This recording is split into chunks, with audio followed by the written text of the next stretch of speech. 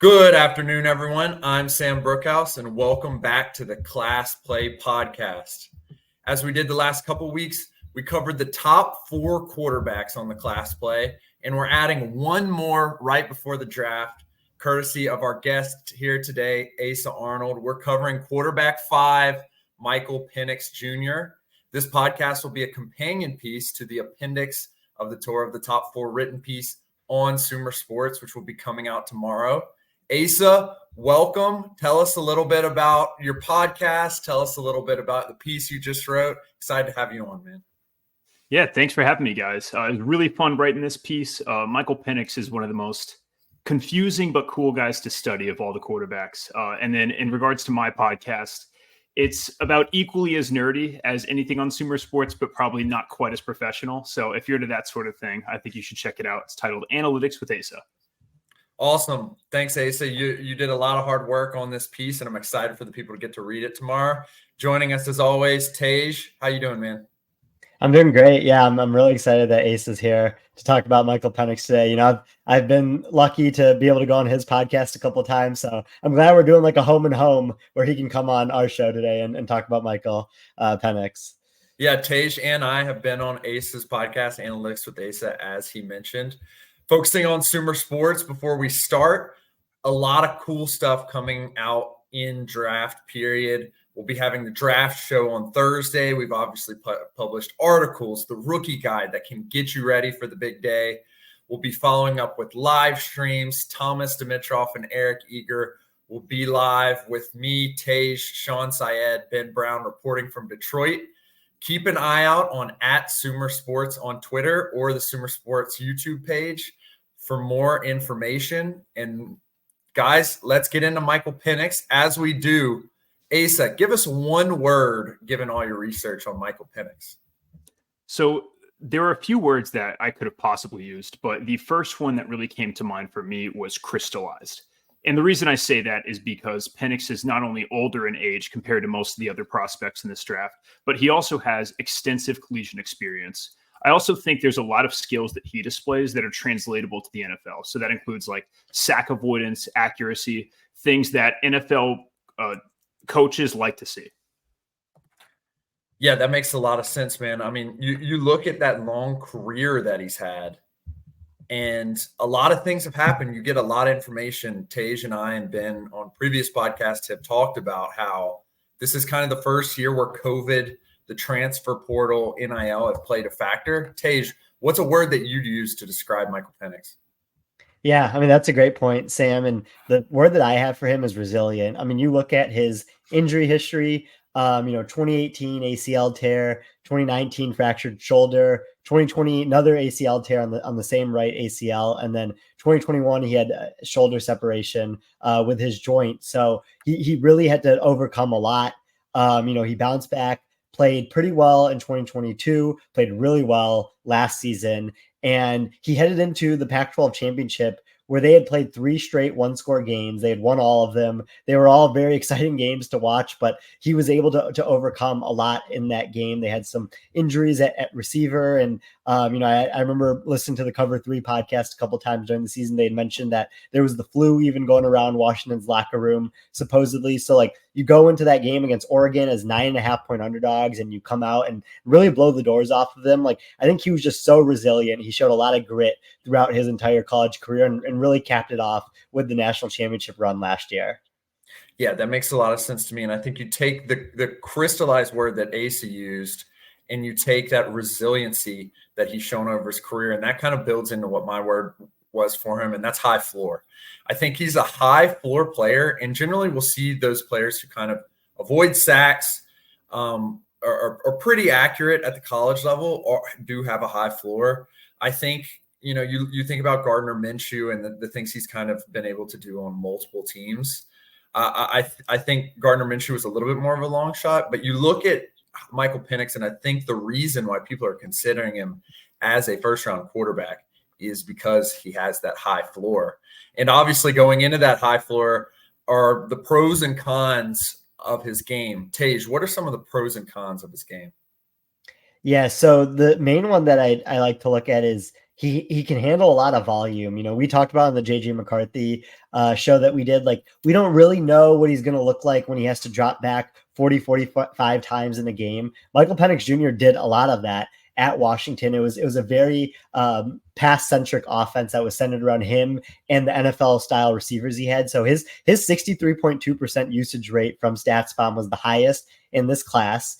I think he's also someone who is able to keep a pretty healthy time to throw that doesn't lead to many negative plays. I think that there's been a lot of good research done on what happens when you have a high time to throw, when pressured versus not pressured. I think he does a pretty good job of balancing that out and getting rid of the ball when pressured, but also being able to hold on to the ball and let his receivers win their routes before throwing to them when not pressured. And just the velocity on his passes. I mean, you think about some of the games he had during the season that we're going to talk about later, where you can really see the zip on the ball with him fitting into tight windows. So I liked all of that from him. I think that's, Sam, you mentioned the high floor. Like, I think hopefully all of those things combined, like, give him a little bit of a higher floor than some other prospects in this class. But there are some cons.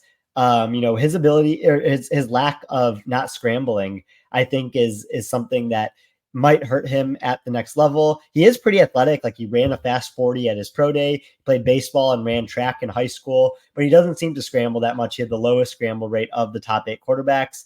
His age is obviously something that we have to mention. It is interesting to see his progression from playing at Indiana to playing at Washington, but he has been in college so long. So you wonder how much more development there is for him compared to someone like Drake May or JJ McCarthy. And, Ben Solak did a lot of good quarterback charting that was published last week, and his accuracy doesn't look super favorable on him.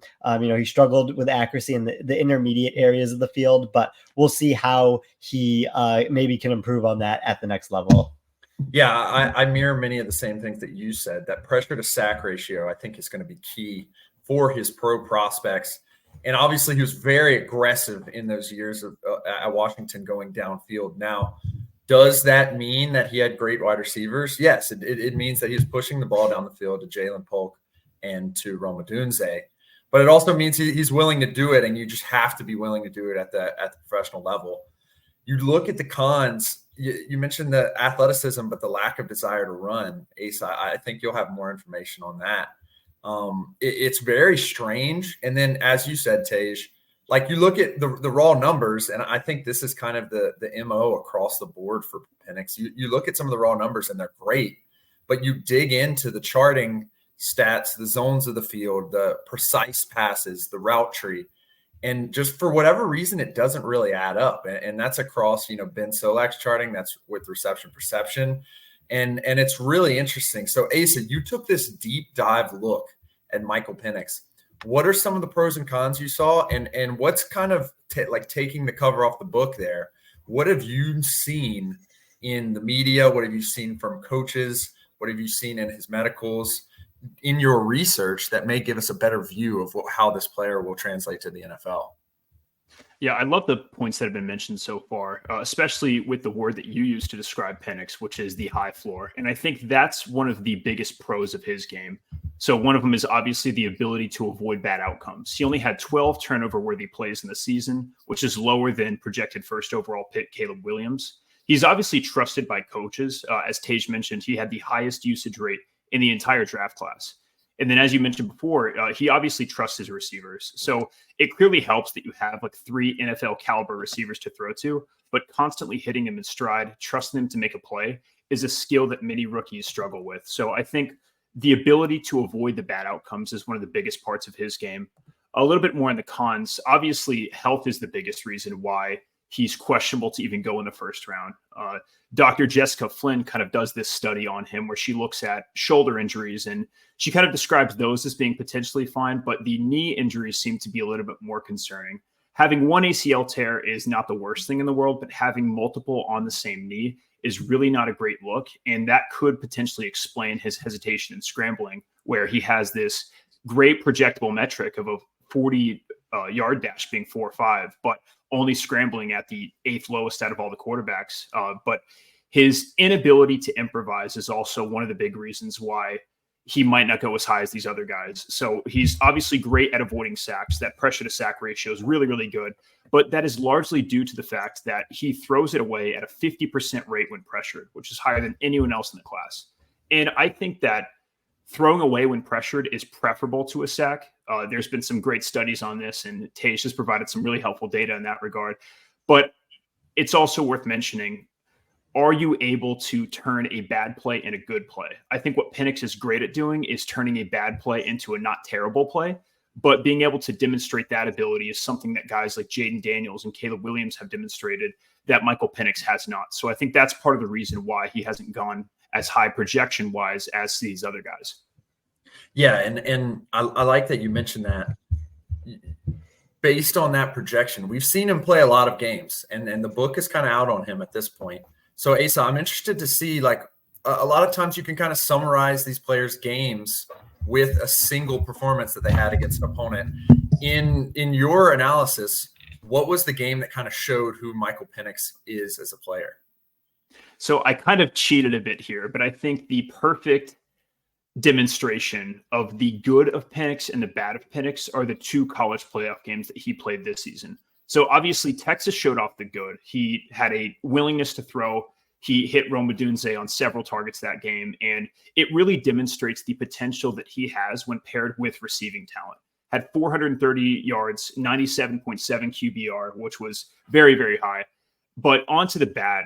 I think Michigan really showed the bad, that whenever he's forced to throw purely underneath, he really struggled. So he's great at hitting those home runs, but the singles, the doubles, he really hasn't demonstrated comfort in being able to do that.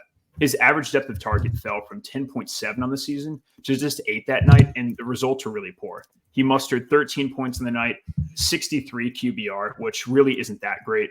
So kind of wrapping all that together, I think those two games are the perfect encapsulation of the great of Penix, but also the things to worry about for the team that drafts him.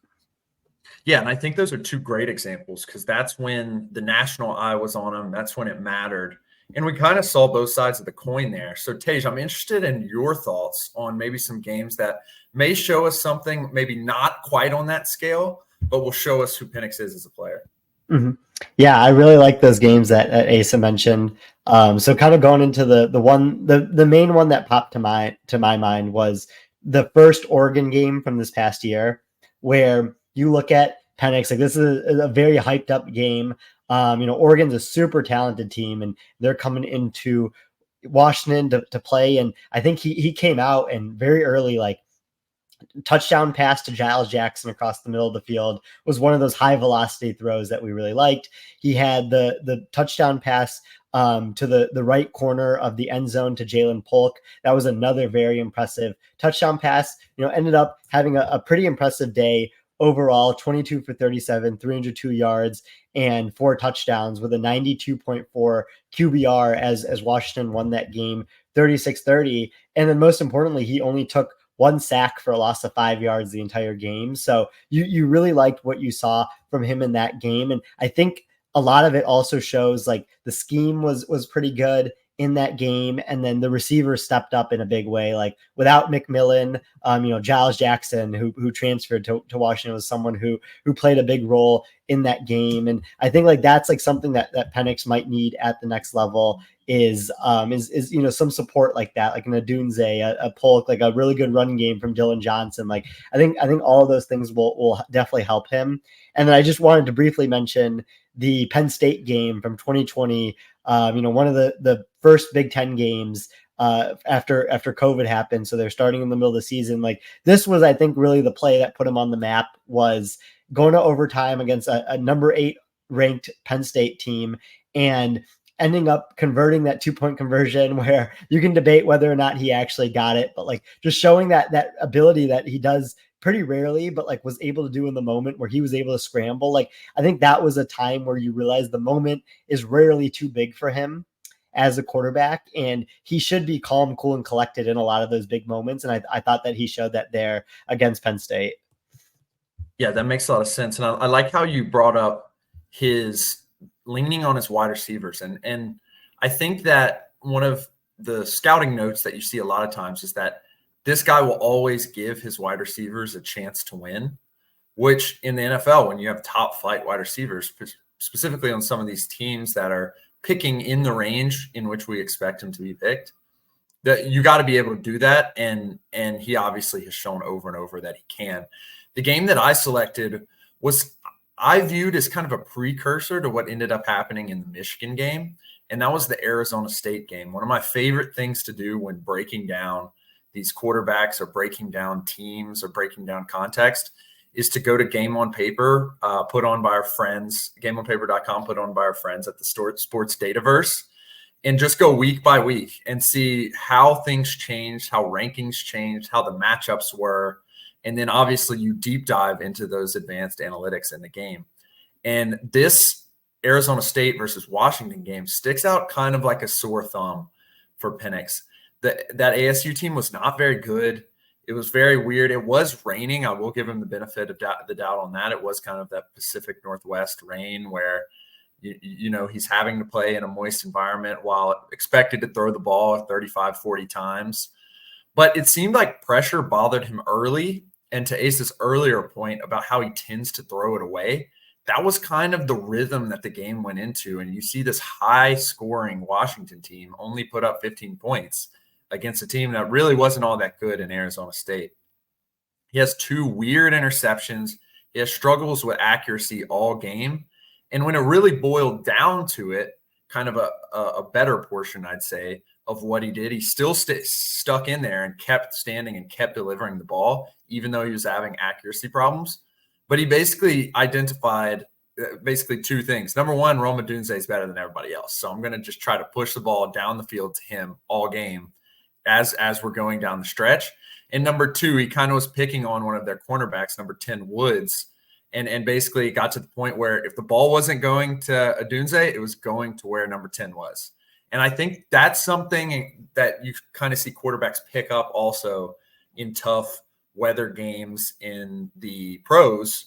And so while it shows kind of the accuracy problems that we've talked about in kind of the meta, even though he ended up, I think, going 27 for 42 or something like that, it also shows that he kind of does have that moxie, that ID method where he just has to figures out something that works and kind of follows it to a win.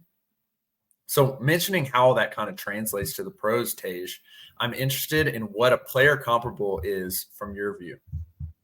Yeah, so the player comp that both the Sumer Sports Draft Guide had and one that I actually like a lot is Mac Jones, because I think when you look at both these guys, like you immediately go to the pressure to sack rate that we've been talking about. Michael Penix does have the best pressure to sack rate of any quarterback coming out since 2014, as this table that Football Insights at FB_Insights is putting together on Twitter. And Anthony Richardson second, but Mac Jones is third. So they were both very similar in college with respect to not taking sacks. I also think that they were both quarterbacks who, again, relied a lot on their NFL caliber receivers. And I think they did that to a lot of success in college. And then the last thing is like the ability of not scrambling and kind of like what that means for them as like more of a higher floor, maybe lower ceiling prospect. I hope that, you know, Michael Penix doesn't really have the career progression of Mac Jones where it ends up getting worse for him over time. But I think that they could be very similar coming into the league, where from day one, they could give you starting level caliber play, but maybe we'll see what exactly that high level play could lead to. Mac Jones projects to be probably one of the better backups too. And I think that's an interesting projection that you make there, because he probably is not necessarily, if not the most pro ready, someone who can contribute day one going into a camp. And I think that's why his projection kind of leads him to that kind of 12 range, 11 range, where some of the kind of more prepared to win teams are. But it also could lend itself to, you know, just being a long-term backup.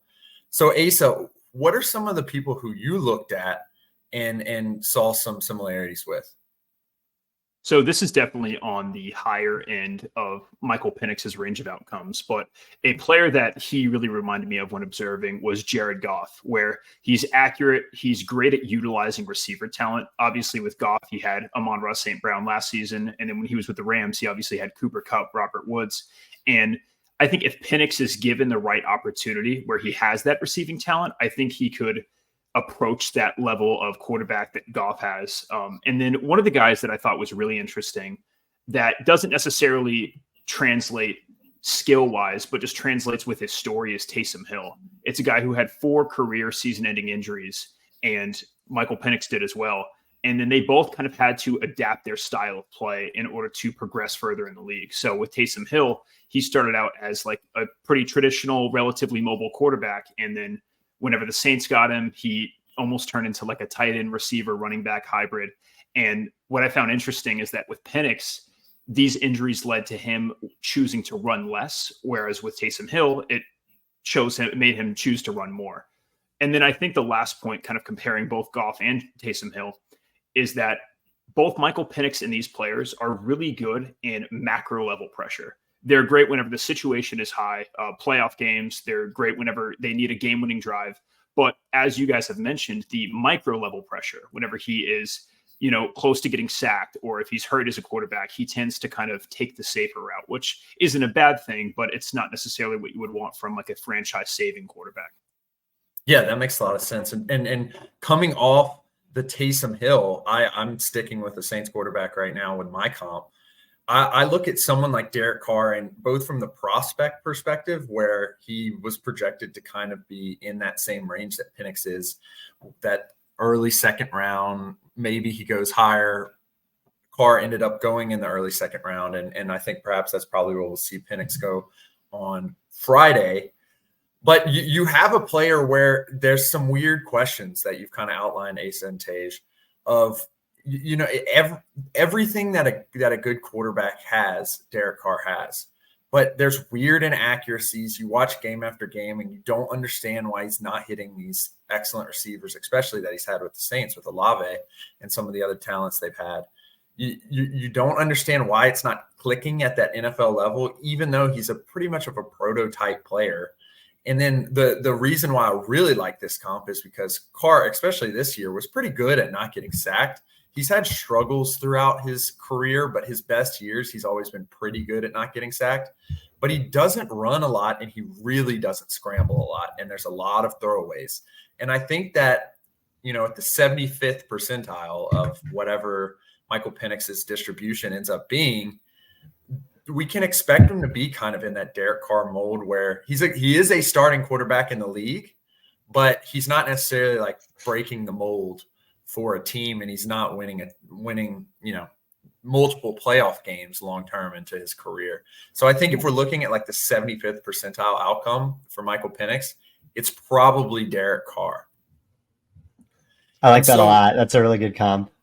Yeah, and so we go from the comps into, the teams and the schemes themselves. Tage, I'm interested in some of the places that you think Penix may fit. Yeah, so I was kind of going through the draft order and just listing some teams where I thought it would be really interesting to see him. And I really liked picturing him with the tight ends. I know that the tight ends want to start Will Levis next year, and I know that they have other needs like offensive line, but that's kind of where it led me to think of him in that spot where you have 2 receivers that can go out and win for you in Calvin Ridley and DeAndre Hopkins. You have a weaker offensive line that I think Penix can overcome by avoiding those negative plays like we've talked about. And I really would like to see what Brian Callahan can do with someone like that, and maybe even lean into a little bit of his mobility more. I was very impressed with what Callahan did with Jake Browning when he was starting at quarterback last year. And I think that there could be something similar with Penix this year. The Vikings have a pretty similar reasoning for me, where if they end up taking him at either number 23 overall or maybe in the second round, if they decide not to trade up for one of the top 4 quarterbacks, I think that you can have a situation where Penix is able to get the ball to Justin Jefferson, TJ Hawkinson, Jordan Addison, even Aaron Jones out of the backfield, like pretty quickly. Like I think they're set up pretty similar to Washington was in college for Penix, where that could be really interesting.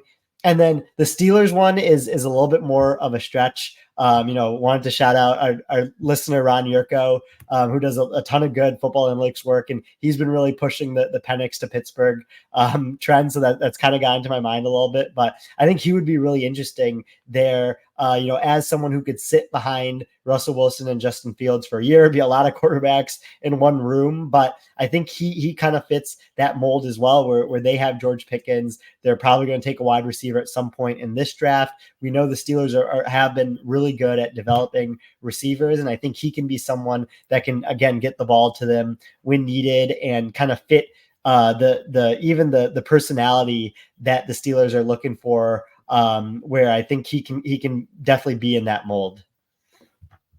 Yeah, for sure. And you look at some of those schemes, I really like how you highlighted the Titans' new scheme coming in and how it can kind of show what he does well. And I think obviously you have KOC at the Vikings, obviously a new regime coming in with Arthur Smith at the Steelers. Kind of the book is out, but he made Ryan Tannehill look really good at his time with the Titans, struggled a little bit more with the Falcons. Asa, I'm interested in understanding what scheme you think fits for Michael Penix. Yeah, starting with Tage's comparison in the Vikings, I think he's a really good fit there, just considering the receiving talent the Vikings have. I'm a Vikings fan, and so a lot of people are very adamant about drafting a top 4 quarterback. But with KOC, if he's not willing to pay that price for, potentially future first-round picks it would take to get up there, taking Penix would be a pretty good consolation prize, in my opinion. So getting Justin Jefferson the ball, which is going to happen with Penix, I think is a very good outcome there.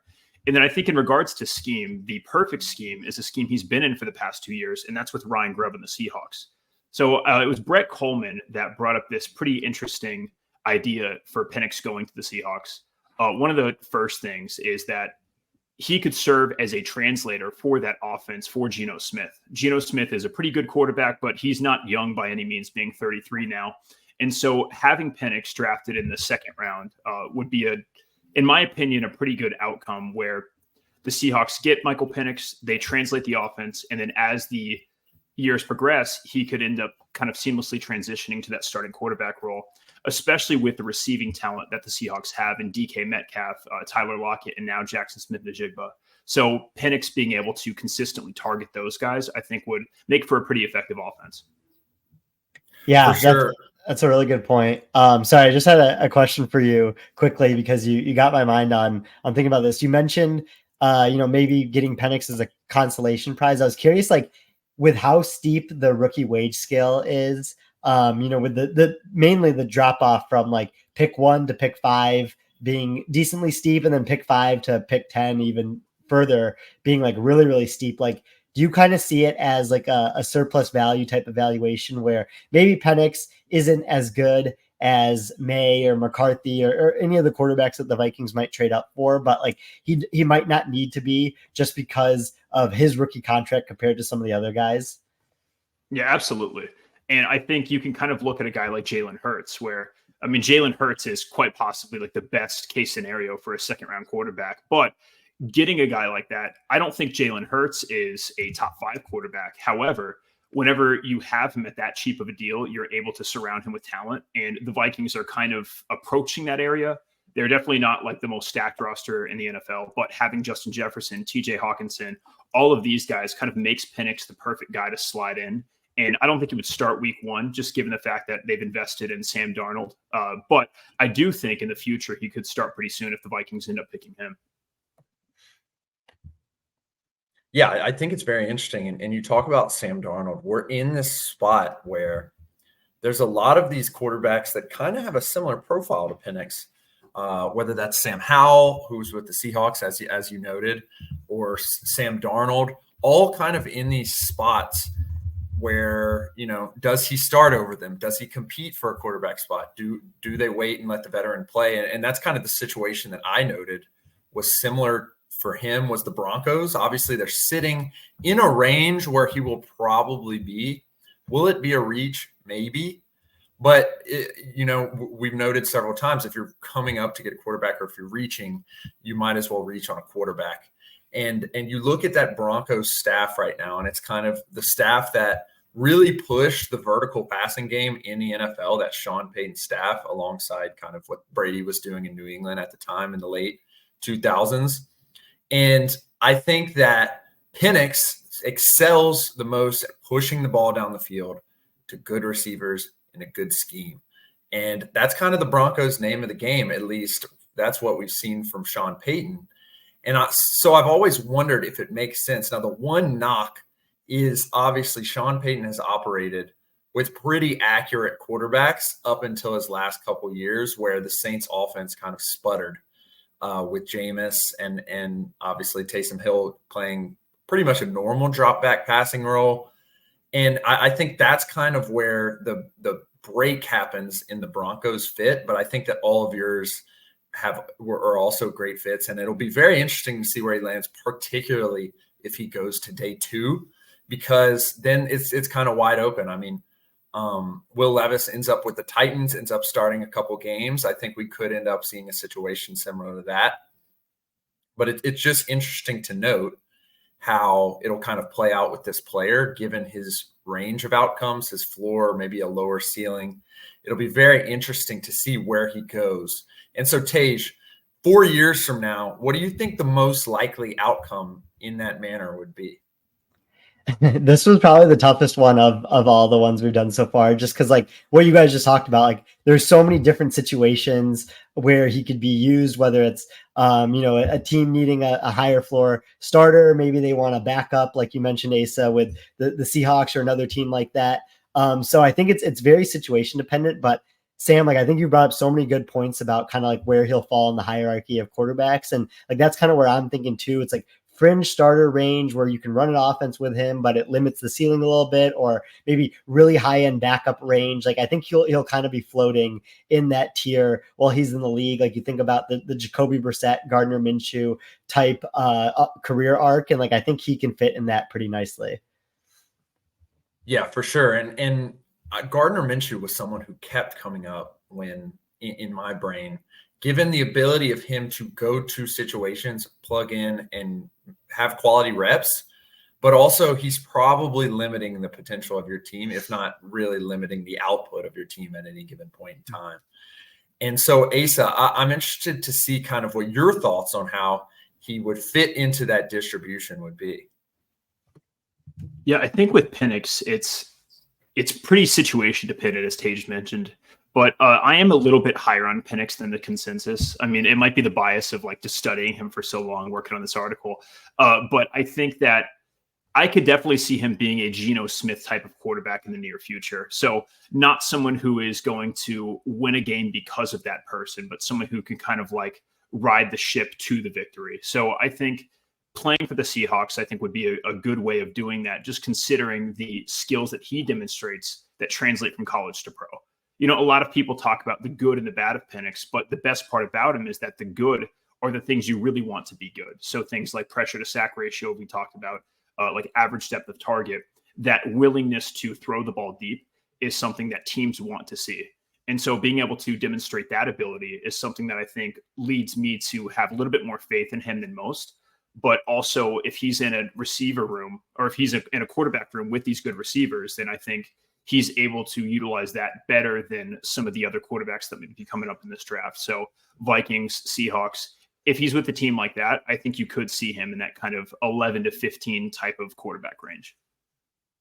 I agree. And it's interesting because we've talked about multiple situation dependent quarterbacks. And typically I think that relies more on how mobile the quarterback is. Obviously, like with the Caleb Daniels, a generational skill set. You kind of think it doesn't matter as much what the environment is going to be. A Jaden Daniels, who is extremely mobile, particularly in scrambling, you know probably what it's going to look like at the NFL level. Drake May has, a prototypical size. Maybe he's able to overcome, and you kind of go on that curve where, Drake May probably is pretty important who it's going to be. But I think in terms of the surrounding cast, JJ McCarthy and Penix are very similar in terms of it really depends on who the supporting cast is, which is ironic because, you look at McCarthy, low usage rate, really good team. You look at Penix, high usage rate, really good team. They play in the CFP, and I really see them as having a similar range of outcomes. Now, I do note that I think JJ McCarthy's proven mobility kind of gives him the edge, and I think that's why he's in the conversation for, if not a top 4 pick, a top 15 pick, whereas Penix is really only in the conversation for, top 10 and back into day 2.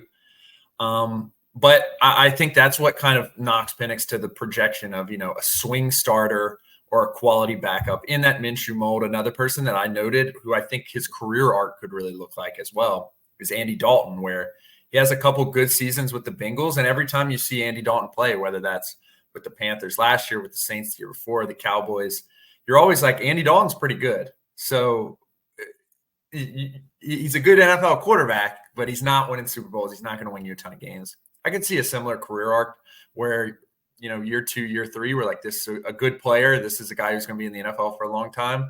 And then maybe something goes awry. He loses a wide receiver. Situation doesn't ramp up exactly the same. And he's kind of no longer that. He's on another team or something like that. Yeah, I love the comparison you made to Penix and McCarthy, because what's so interesting about them is how opposite they are.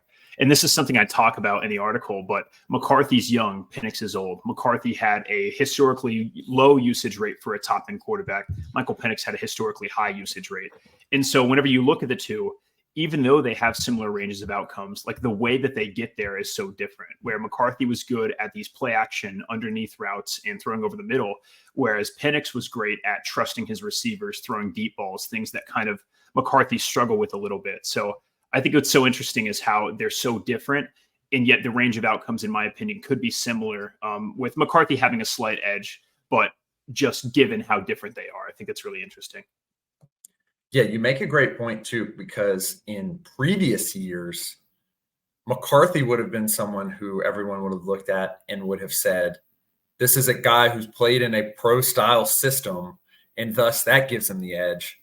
Whereas Penix, you look at some of these old scouting reports, and like almost all of the weaknesses includes like didn't play in a pro-style system. But the NFL has evolved to the point where it's almost the opposite now, where people are dinging McCarthy for not have played in like a wide open system, but they're saying that he's mobile. And then Penix on the flip side played in a pro style, get it to your wide receivers system, but he's not mobile. And it's just interesting, the dichotomy of that and how the NFL has evolved. I know that's actually a great point. Like, I don't think that playing in a pro style system holds up as much as it used to, and I don't even know if it ever should have really held up. Like, I think there's a separation between playing in a quote unquote pro style system and like having NFL throws. And I think like Asa, you brought up like Penix's big time throws that he had, like those are stuff that can translate to the NFL. Sam, you brought up Jaden Daniels' scrambling ability. Like, I think that's stuff that we can see translate to the NFL. Like, those are things that I feel more comfortable projecting to the next level versus like the type of scheme that you played in, just because of how much scheme changed in the past 5 years and how much it should change over the next 5 years. And as you mentioned, Ryan Grubb has a job for a reason.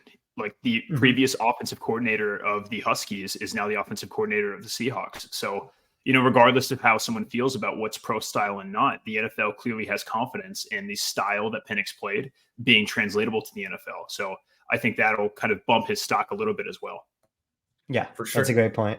Yeah, for sure. And then you look even in that same vein, Cliff Kingsbury is the offensive coordinator and has been a head coach for many years. So it just kind of highlights, as we move into our final segment, the class play picks, which we've mentioned a lot of times in these class play picks. And initially this segment was just supposed to be something fun and something for people to follow along with, but it's almost ended up being, a history lesson for us and for the audience, hopefully, of like how times have changed. And I think being the last episode before the draft, we've kind of ended on this great summary where, times in terms of quarterbacks have changed so radically in the past 5 years. And maybe that's a facet of the coaching staff, like you said, Asa, like coaches coming up and rising the ranks and gaining more experience in college and moving to the pros. Maybe it's a result of players like Patrick Mahomes, as we talked about a lot last week with Caleb Williams. Maybe it's a result of Patrick Mahomes becoming the prototype rather than these more assassin, high intangible level quarterbacks like Manning, Brady, and Breeze.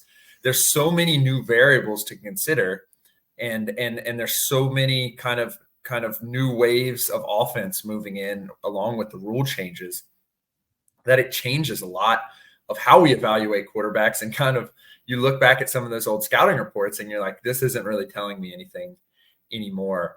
And like Tej said, like it's nice to know that, you know, people who are data centric, people who really follow the game have kind of made that change to where people kind of have a better idea of what to look at, of what changes college to pro.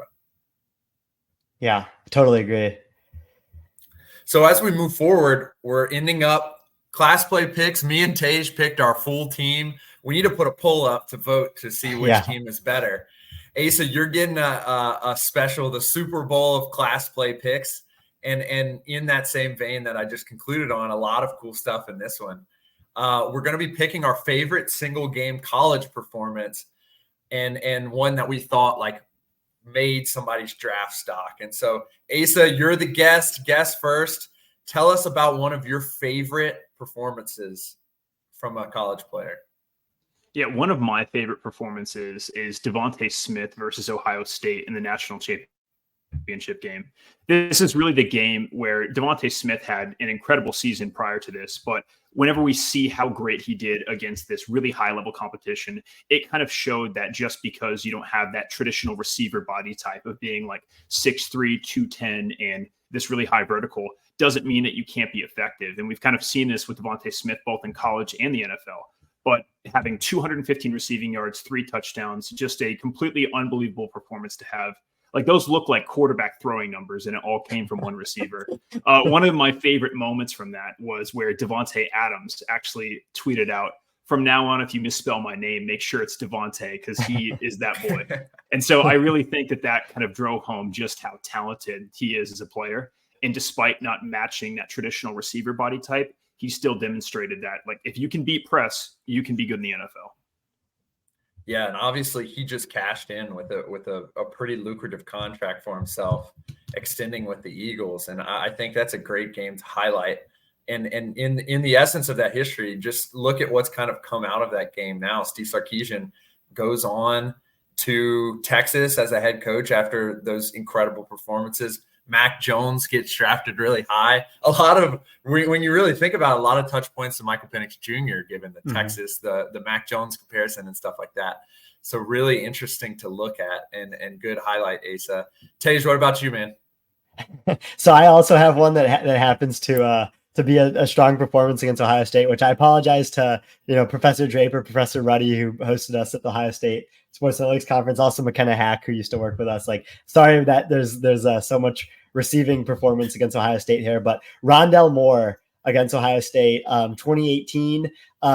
This was like, he had 12 receptions, 170 yards, 2 touchdowns, had the long of the 43-yard touchdown, made David Blau look really, really good in a game in that night game where Purdue ended up winning 49-20, just like a really special night in Purdue, and to pull off that upset against number 2 Ohio State was awesome to see. Also had some kick returns that he carried back as well. And like, I thought it was awesome to see that performance. I don't think his NFL career has been up and down, but it was just really cool to see like him completely take over a game, and for Purdue to end up blowing out Ohio State in that game was definitely one of the better memories of Purdue football, at least since I've started watching. And then another one on the defensive side of the ball was Ndamukong Suh against Texas in the 2009 Big 12 championship game, where he had 4.5 sacks, 7 tackles for loss, 12 total tackles against Colt McCoy and Texas. Nebraska ended up losing 13-12 on, a controversial, call, whether there was 1 second left on the clock or not. But that was truly like one of the first times I can remember a defensive player completely taking over a game. He ended up having a couple of those in the NFL as well. So like that was awesome to see in such a high profile game like that also. Yeah, and as we kind of round out draft season, as we've gone through some of these, players like Michael Crabtree and that had these big moments, it's been really interesting for me to just reflect on kind of how well I remember some of these things, despite not being super old. Like I was pretty young when that Ndamukong Suh game was, but I remember exactly where. Like I remember sitting in front of the TV watching the Texas versus Nebraska Big 12 championship game. Like I remember all these things so intimately, and it's just a show of kind of why we all work in sports. The community surrounding it, the memories, the fellas just talking around naming random wide receivers. And so I kind of went with two of those. Obviously, both of mine are going to be Louisiana based, but the first one, which I kind of note as the end of an era, is the Leonard Fournette game versus Ole Miss in 2016, where he ran. I mean, he ripped off like 2 or 3 50-yard runs, had a huge truck stick on the sideline. And it was just kind of the end of where we talked about kind of the times changing and, people looking more at the throws that you can make or the ways that you can affect a game rather than the scheme you played in. That was really the last time we saw a top recruit play in an I formation, power run scheme of that manner. Even Michigan now doesn't run that much of a power offense. We see Leonard Fournette get picked really high. Obviously, now we look at that as probably by process wise, obviously not a great pick, but he turns into playoff Lenny. He wins a Super Bowl with Tom Brady. He's very effective throughout his career. And it's just kind of like a passing of the torch. I don't know if we're ever going to see another running back, just by the way that we now look at running backs in that Leonard Fournette mold anymore. And then kind of the flip side of that is the Cam Newton game versus LSU during his Heisman season, where he barely throws the ball at all, but he runs absolutely roughshod over LSU. And we come away with the idea that, these quarterbacks are different types of athletes. And he kind of sets that mold for what the modern quarterback now looks like, where, Jaden Daniels is going to get picked second. And a lot of that is because of his scrambling ability. And Drake May has that prototypical body, and it's not necessarily his prototypical arm that sets him apart from other people. It's his mobility. And I think that particular game, a top 10 matchup that was in that run of LSU defenses where they were just cranking people out the whole time all over the place to the NFL. And you look at them, and it's just kind of a turning of the tide moment that was really fun to watch in real time.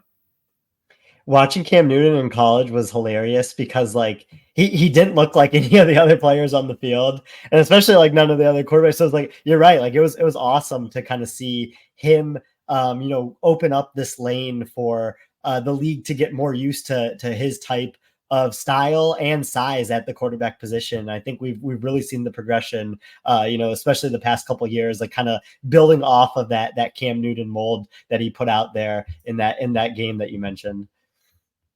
For sure. And obviously he turns into an MVP and all that stuff. And you see him do a lot of the stuff that he did in that game at the professional level. So definitely kind of a game breaking moment, a video game type moment, and a movement towards, modern football.